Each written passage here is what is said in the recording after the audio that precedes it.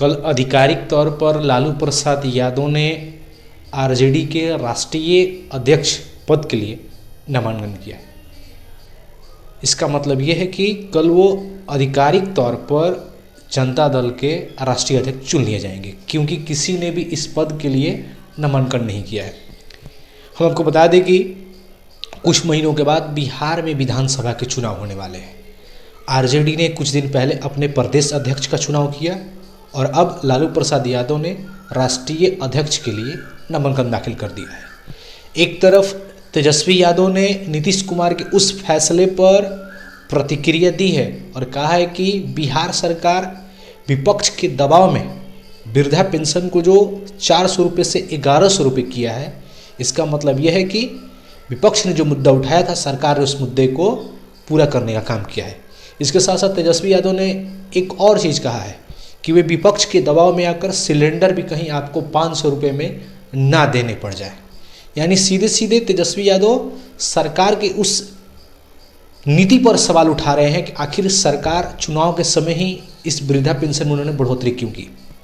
इसके साथ साथ तेजस्वी यादव ने मीडिया पर भी पक्षपात का आरोप लगाया और कहा है कि मीडिया सही तरीके से काम नहीं कर रही है।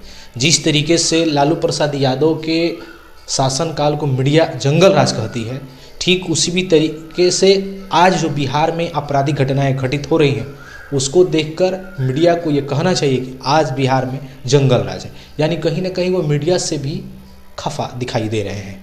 अब देखना ये है कि सरकार इन सभी प्रश्नों पर क्या उत्तर देती है। लेकिन एक तरफ लालू प्रसाद यादव का अध्यक्ष पद के लिए चुना जाना इस बात का सीधे सीधे गवाह है कि आरजेडी फिर से लालू प्रसाद यादव के नेतृत्व में बिहार विधानसभा का चुनाव लड़ेगी और चुनाव के बाद तेजस्वी यादव को बिहार का मुख्यमंत्री बनाया जाएगा।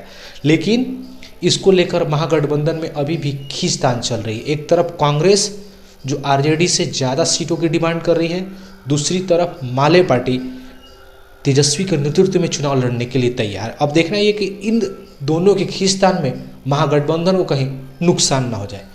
एक दूसरी तरफ एनडीए में सीट शेयरिंग को लेकर अभी तक कोई फार्मूला तय नहीं हुआ है। एक तरफ जहां एनडीए नीतीश कुमार के नेतृत्व में चुनाव लड़ने जा रही है, लेकिन ये भी फिक्स नहीं है कि परिणाम आने के बाद बिहार का अगला मुख्यमंत्री कौन होगा। अगर एनडीए के पक्ष में परिणाम आता है तो क्या नीतीश कुमार को फिर से बिहार का मुख्यमंत्री बनाया जाएगा, इसको लेकर अभी एक तरह से कहा जाए पेच फंसा हुआ है। एक तरफ अमित शाह के एक बयान ने जेडीयू को मुश्किल में डाल दिया है।